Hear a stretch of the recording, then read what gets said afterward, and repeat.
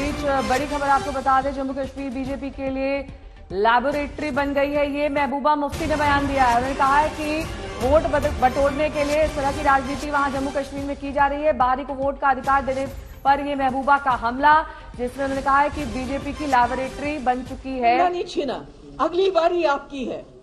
2019 के बाद 370 हमसे छीना, हमारा कॉन्स्टिट्यूशन छीना, हमारा एजेंडा छीना गैर आईनी तरीके से। अगर इनमें हिम्मत होती तो असेंबली के जरिए ये करना चाहिए था, मैं उसको लीगल मानती, मगर गैर आईनी तरीके से चोर दरवाजे की आने वाले वक्त में 2024 के इलेक्शन के बाद ये इस मुल्क का जो कॉन्स्टिट्यूशन है उसको भी खत्म करेंगे और जो मुल्क का झंडा है उसको भगवा झंडे में लहरा देंगे। और उस वक्त फिर आप सोचोगे कि ये क्या हो गया। ये इस मुल्क को कोई और राष्ट्र नहीं, बीजेपी राष्ट्र बनाना चाहते हैं। जो कुछ हमारे हिंदू भाई हैं जो हिंदू राष्ट्र के नाम पे बड़े खुश हो जाते हैं कि हिंदू राष्ट्र बनेगा, शायद उनको अंदाजा नहीं है कि कोई हिंदू राष्ट्र नहीं बनाने वाले, ये बीजेपी राष्ट्र बना रहे हैं। इसीलिए ये हर जगह जो है असेंबलियां तोड़ तोड़ के, गवर्नमेंटें तोड़ तोड़ के अपनी गवर्नमेंट बनाते हैं। और जम्मू कश्मीर में ये जो इस वक्त कर रहे हैं वो भी उसी कड़ी का हिस्सा है। और मैं समझती हूं कि मैं बार बार कहती हूं कि हम लोगों को इकट्ठा होना चाहिए जम्मू कश्मीर में, पूरे मुल्क में, मगर खासकर ये जो इन्होंने लेटेस्ट ऑन स्लॉट किया हमारे हक हुकूक पे, उसके लिए तमाम जमातों को मैं अपील करूंगी कि हमें इकट्ठा होना चाहिए और इसके खिलाफ मिल के लड़ना चाहिए। That's all. Any questions please. Ma'am, क्या ये लीगल है ये मूव इलेक्टोरल ऑफिस के अंदर 225 वोटर्स और any Indian citizen can vote, whether it's from labour, whether it's a government but anyone, is this legal? It's not about the legality, it's about the the intention that is behind it. Intention तो बिल्कुल साफ है। किसी भी state में ऐसा नहीं हुआ आज तक कि आपने 25 लाख, 30 लाख, 1 करोड़, 2 करोड़ वोटर बाहर से लाए हैं। यहाँ क्यों करना चाहते हैं? बिकॉज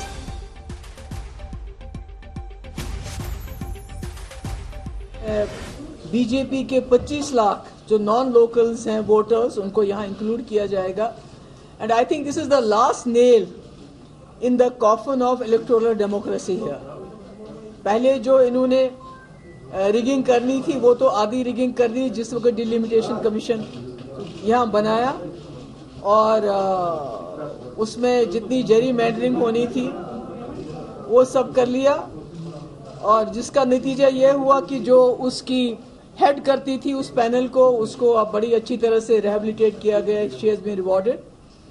तो मेरा ये कहने का मकसद है, मैं लोगों के, अपने मुल्क के लोगों से ये कहना चाहती हूँ कि ये जो जमहूरी निज़ाम को यहाँ मस्क किया जा रहा है, डेमोक्रेसी को यहाँ ख़त्म किया जा रहा है, या मुल्क के लोगों को समझना चाहिए कि जो जम्मू कश्मीर एक मुस्लिम मेजॉरिटी स्टेट ने इस मुल्क के साथ हाथ मिलाया था, ये सोच के कि हम जमहूरी मुल्क का हिस्सा बनेंगे, राजा महाराजाओं की तानाशाही खत्म करके हम एक आज़ाद हिंदुस्तान, एक डेमोक्रेटिक सेकुलर हिंदुस्तान का हिस्सा बनेंगे।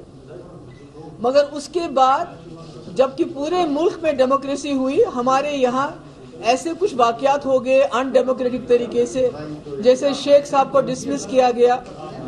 उसके बाद कई ऐसी चीजें की गई कि लोगों का इलेक्शन से यहाँ बिल्कुल भरोसा उठ गया, क्योंकि उसके बाद जितने भी इलेक्शन हो गए उसमें मेजॉरिटी ऑफ द इलेक्शंस में जो एक वन साइडेड होता था जिसके लोगों का भरोसा नहीं था।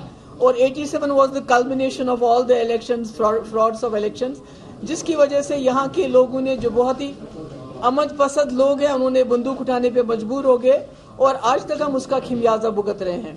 और शायद यही वजह है कि अटल बिहारी वाजपेयी साहब को रेड फोर्ट से ये ऐलान करना पड़ा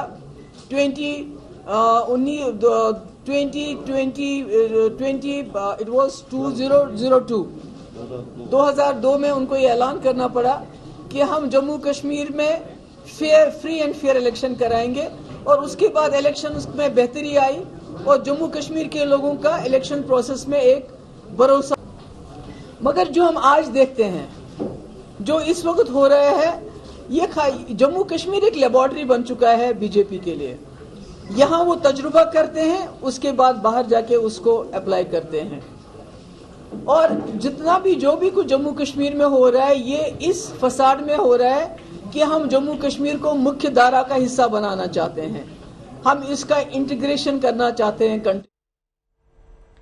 चाहे महबूबा मुफ्ती ये कह रही हैं कि जम्मू कश्मीर के लोगों को शक्ति विहीन करने की कोशिश है, वहीं बीजेपी की प्रतिक्रिया भी सामने आ रही है। बीजेपी क्या कह रही है, आपको सुनवाते हैं।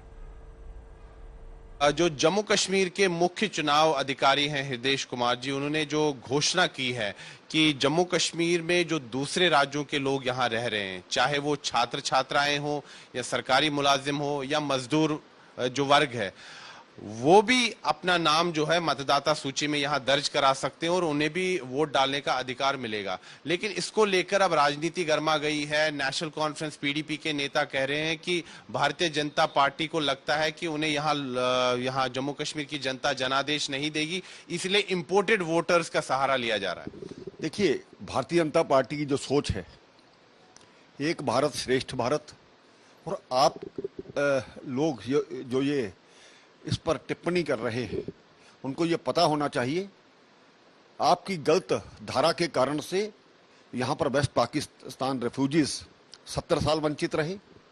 उसके बाद गोरखा समाज, वाल्मीकि समाज, इनको वोट का अधिकार नहीं मिला। हम जब दूसरे क्षेत्र में जाते हैं पूरे भारत में, तो कहीं भी हमारा वोट बनता है। हमारे छात्र छात्राओं का, हमारे जो सर्विस करने वाले एम्प्लॉइज हैं, उनका वोट बनता है, तो जम्मू कश्मीर में क्यों नहीं? ये इनके सपने में आज भी धारा 370 आती है, जो टूट चुकी है। यहाँ हिंदुस्तान का हर नागरिक बराबर है, उसको वोट का अधिकार क्यों ना हो। जो कई वर्षों से यहाँ पर रह रहे हैं, वो जम्मू कश्मीर को छोड़ करके कहीं भी भारत में बसेंगे तो उनको अधिकार मिलना ही चाहिए। रविंद्र गुप्ता जी, जो तर्क दिया जा रहा है नेशनल कॉन्फ्रेंस और पीडीपी की तरफ से, उनका तर्क ये है कि यहाँ जम्मू कश्मीर की जो जनता है, बीजेपी को लगता है कि जम्मू कश्मीर की जनता उन्हें वोट नहीं देगी, वोट कम पड़ जाएंगे सरकार बनाने के लिए, तो कहीं ना कहीं वो सहारा ले रहे हैं। जो दूसरे राज्यों के लोग यहाँ रह रहे हैं, चाहे छात्र छात्राएं हो, मजदूर हो, सरकारी मुलाजिम हो, उनकी बैसाखी पर वो बीजेपी खड़ी होना चाहती है, ऐसा जो है नेशनल कॉन्फ्रेंस और पीडीपी का कहना है। देखिए, देश की सुरक्षा के लिए हमारे लोग, चाहे वो सुरक्षा बल के हैं, यहाँ पर नौकरी करते हैं, घर नहीं जा सकते, वोट का अधिकार उनको क्यों नहीं?